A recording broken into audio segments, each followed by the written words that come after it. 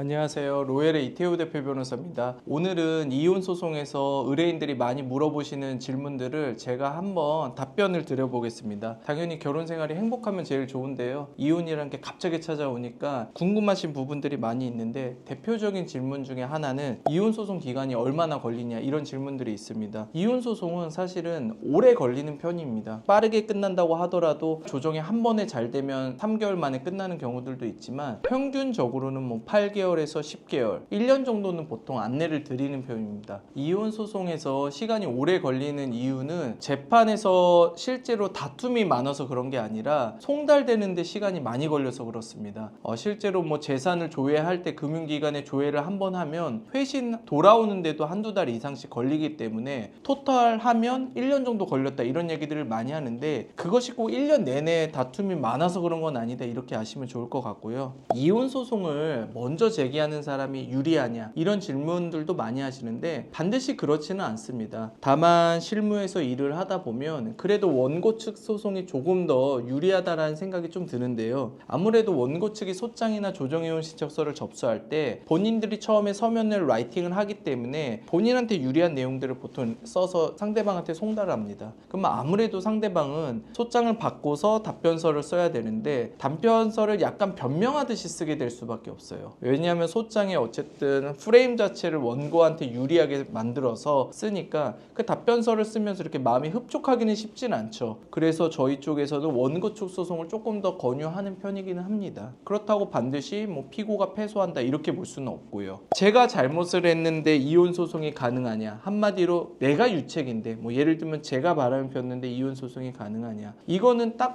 일률적으로 얘기하기는 어려울 것 같아요. 다만 요즘에는 유책 배우자라고 하더라도 이혼 소송을 청구하는 경우는 정말 많이 늘어났고요. 우리 법원에서도 상당 부분 유책 배우자의 이혼 청구에 대해서 많이 허용해주는 분위기라고 이렇게 설명을 드리면 될 것 같아요. 한마디로 유책성이 있다고 하더라도 이 결혼 생활의 유지나 존속에 대해서 법원이 봤을 때 실질 보호 가치가 없다고 생각을 하면 생각보다 이혼을 아주 쿨하게 해주시는 경우들도 많이 있다 이렇게 보시면 될 것 같아요. 가끔 보면 내가 유책이니까 나는 이혼을 못하고 상대가 이혼 소송을 걸어야 되는데 걸지는 않고 나 어떻게 해야 되냐 이런 질문들을 정말 많이 하는데 의외로 먼저 이혼 소송이나 조정 이혼을 한번 먼저 신청해 보는 것도 방법일 수 있을 것 같아요. 이혼 소장 접수 전에 집을 나와도 되냐, 특히 여자분들이 많이 물어보세요. 집 나오면 불리하다라는 유튜브 영상이 많나 봐요. 근데 저는 좀 개인적으로는 그런 의견을 뭐 어떤 변호사님들이 얘기하시는지는 저는 잘 모르겠지만 개인적으로 전 집 나오는 게 오히려 정상적이라고 말씀을 드리고 싶은 게 지금 내가 이혼을 하고 싶잖아요. 심지어 이혼을 하고 싶어서 법무법인까지 고용해서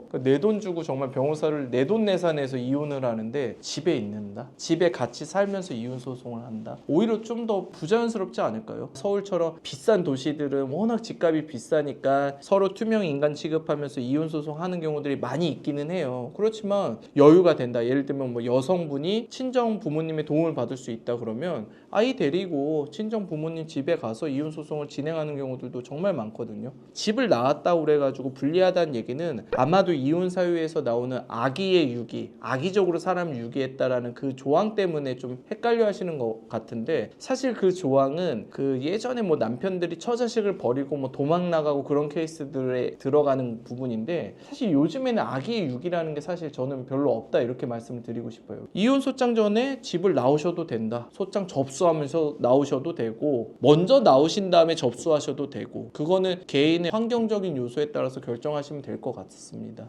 이혼 소장 접수 상대방의 동의 없이 집에 들어가 제 물건을 가져와도 되나요? 이것도 많이 있어요. 급하게 집을 나온 다음에 봤더니 특히 여자분들이 옷가지밖에 못 가지고 나왔는데 애들 키우는 용품이나 이런 걸 안 가져오는 경우들이 있어요. 집 들어가셔도 되죠. 아직 뭐 이혼하신 것도 아니고 사실 공동의 주거로 사용됐던 부분들이기 때문에 경우에 따라서 문 따고 들어가도 된다고 얘기 드립니다. 열쇠공 불러서 문을 따고 들어가는 거죠. 왜 땁니까? 남편들이 문을 안 열어주거나 비밀번호를 바꿔놓은 거죠. 이게 남편이 아니라 뭐 와이프일 수도 있지만 어찌됐든 간에 그런 부분들은 가능하다. 주거 침입이라고 보지도 않거든요. 다만 저는 개인적으로는 변호사가 상대방 변호사한테 연락해서 좀 어느 정도 조율하는 거를 좀 추천을 드리는 편입니다. 굳이 뭐 문까지 따고 들어가면 아마 더 싸움도 커지고 그럴 거니까 괜히 감정 싸움 하실 필요는 없다고 않다고 봅니다. 이혼 소송 중에 돈을 내 맘대로 써도 되냐, 극단적으로 얘기하면 부동산을 매도해도 되냐, 이런 질문들이 많은데 가능합니다. 부부가 기본적으로 별산제고 각자 명의의 재산은 각자한테 기속되는 거기 때문에 내가 지갑에 있는 돈을 뭐 쓸 때 와이프나 뭐 남편한테 허락받고 쓰지 않지 않습니까? 그렇기 때문에 예금을 내가 인출한다, 상관없습니다. 다만 근데 뭐 이렇게 보시는 것 같아요. 뭐 예를 들면 제가 은행에 1억이 있는데 5천만 원을 인출한다 이거예요. 그래서 재산 분할해서 내 재산을 좀 줄이겠다, 뭐 이런 생각을 하시는 거죠. 실제로 그런가요? 우리 법원에서는 그렇게 안 봅니다. 뭐 1억이 있는 사람이 1억을 인출했다 또는 5천만 원을 인출했다, 이 형태가 달라지는 거죠. 예금으로 갖고 있던 게 현금으로 그냥 갖고 있는 거기 때문에 현금으로 쓰거든요. 이거를 1억을 뽑았다, 그럼 1억을 현금으로 갖고 있다고 보는 거죠. 그러면 현금을 1억을 뭐 그 사이에 다 썼다? 그러려면 그걸 입증을 해야 되는데 사실 저는 그거는 쉽지 않다고 보거든요. 뭐 가끔 보면 뭐 현금을 인출해서 동창한테 빌렸던 돈을 변제했다, 뭐 이런 식의 변명을 하는데, 사실 뭐 요즘 같은 시대에 친구한테 돈을 빌릴 때도 계좌이체로 받고 막말로 갚을 때도 계좌로 갚지 현금으로 준다, 사실 생각하기엔 저는 되게 어렵다고 보기 때문에 우리 법원에서는 그런 부분을 다 현금 보유 추정 원칙으로 정리한다 보시면 될 것 같습니다.